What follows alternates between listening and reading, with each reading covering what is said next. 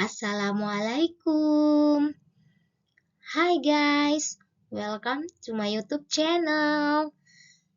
Kali ini saya akan membagikan latihan soal CPNS dan P3K Kesehatan untuk profesi epidemiolog. Bagi teman-teman yang akan mengikuti tes CPNS dan P3K, semoga video ini dapat membantu teman-teman profesi epidemiolog dalam menjawab soal dalam tes CPNS dan P3K. Let's play.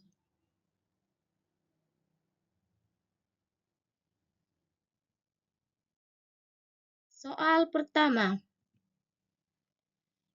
Epidemiologi adalah ilmu yang mempelajari tentang penyebaran penyakit serta determinan-determinan yang mempengaruhi penyakit tersebut.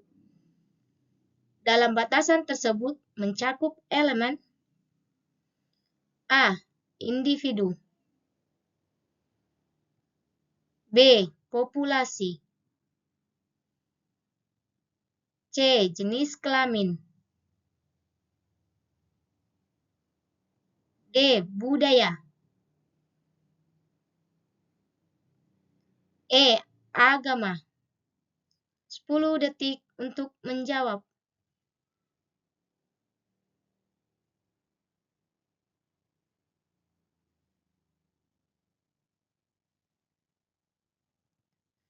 Jawabannya adalah B. Populasi.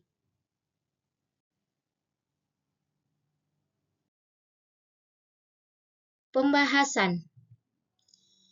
Epidemiologi adalah ilmu yang mempelajari tentang penyebaran penyakit serta determinan-determinan yang mempengaruhi penyakit tersebut. Di dalam batasan epidemiologi ini, sekurang-kurangnya mencakup 3 elemen, yaitu 1. Mencakup semua penyakit.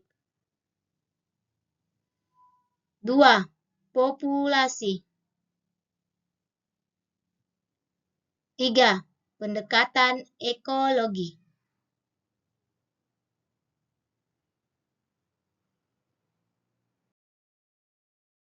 Soal nomor 2.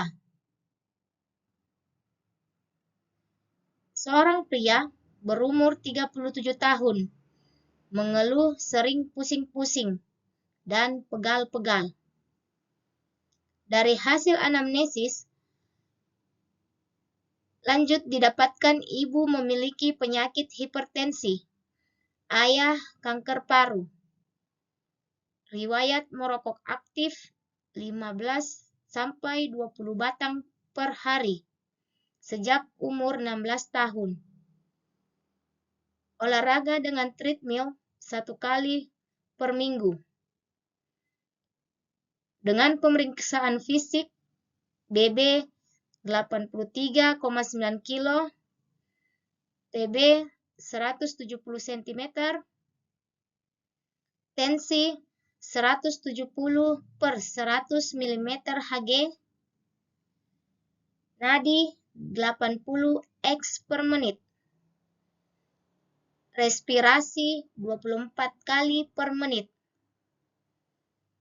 Pemeriksaan profil lipid, kolesterol total 256 mg per dl, trigliserida 170 mg per dl,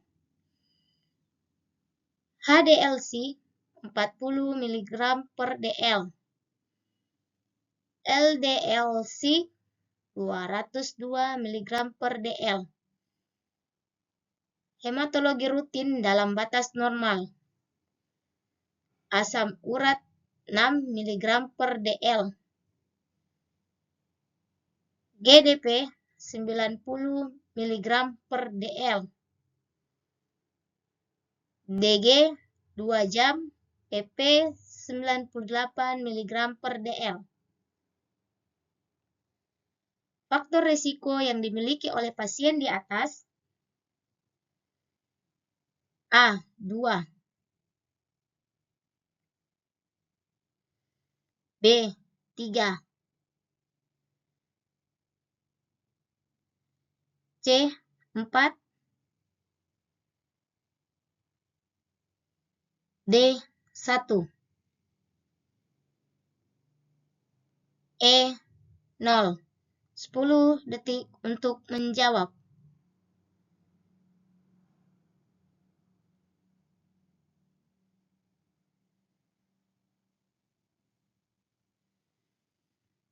Jawabannya adalah C. 4.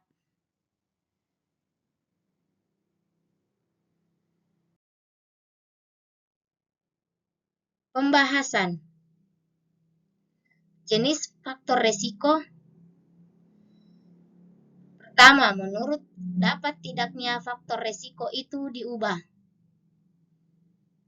Dibagi menjadi unchangeable risk factor dan changeable risk factor. Unchangeable risk factor adalah faktor resiko yang tidak dapat berubah. Misalnya, faktor umur atau genetik. Changeable risk factor adalah faktor resiko yang dapat dirubah. Misalnya, kebiasaan merokok atau latihan olahraga.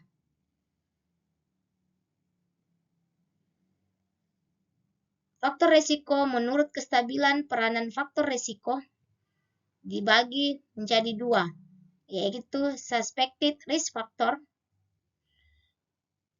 adalah faktor resiko yang dicurigai, yakni faktor-faktor yang belum mendapat dukungan sepenuhnya dari hasil-hasil penelitian sebagai faktor resiko. Misalnya, merokok sebagai faktor resiko kanker leher rahim. 2. Established risk factor. Faktor yang telah ditegakkan, yakni faktor resiko yang sudah mantap mendapat dukungan ilmiah penelitian dalam peranannya sebagai faktor yang berperan dalam kejadian suatu penyakit. Misalnya, rokok sebagai faktor resiko terjadinya kanker paru. Jadi jawabannya adalah 4, yaitu unchangeable dengan faktor resiko ayah kanker paru, dan changeable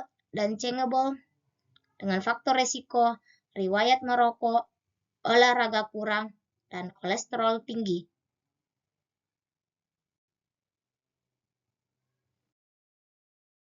Soal nomor 3.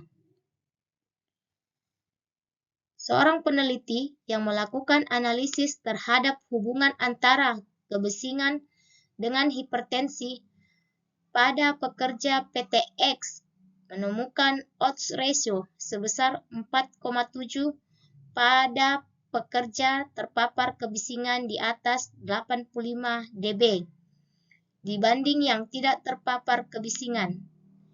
Interpretasi apa yang Anda ambil?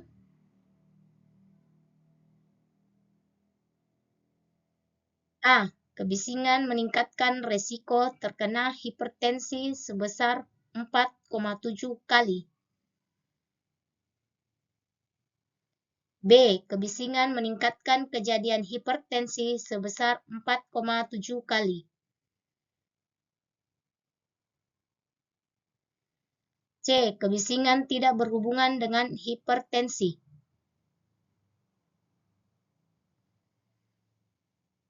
D. Kebisingan merupakan faktor protektif hipertensi. E. Kebisingan merupakan faktor resiko hipertensi. 10 detik untuk menjawab.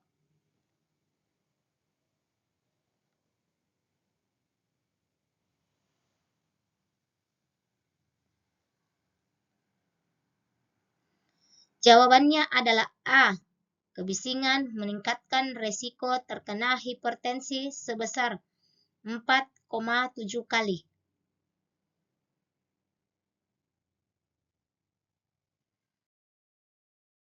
Pembahasan. Odds ratio adalah ukuran asosiasi paparan atau faktor resiko dengan kejadian penyakit.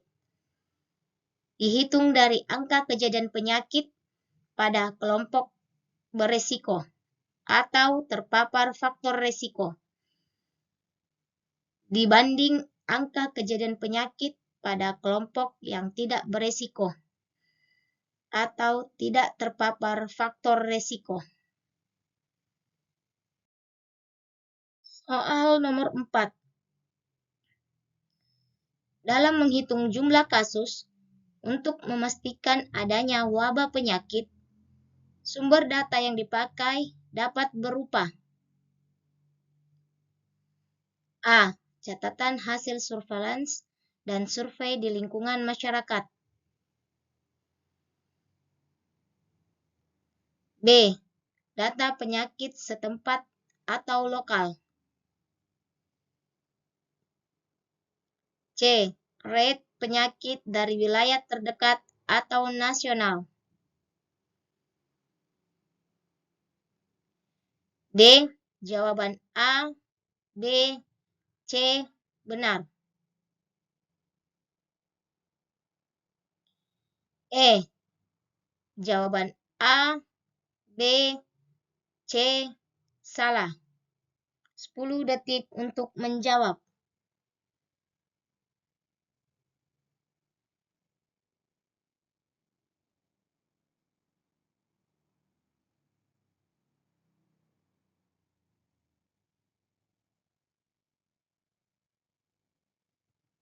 Jawabannya adalah D. Jawaban A, B, C benar. Pembahasan. Sumber informasi untuk mengetahui jumlah kasus dapat diperoleh dari 1.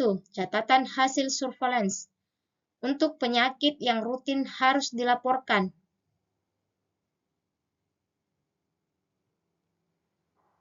2. Data penyakit setempat atau lokal untuk penyakit atau kondisi lain. 3. Bila data lokal tidak ada, dapat digunakan rate dari wilayah di dekatnya atau data nasional. Dan yang keempat adalah dilaksanakannya survei di masyarakat untuk menentukan kondisi penyakit yang biasanya ada. Thanks for watching. Sampai jumpa di video selanjutnya. Jangan lupa like, share, dan subscribe video ini. Bye-bye. Wassalamualaikum warahmatullahi wabarakatuh.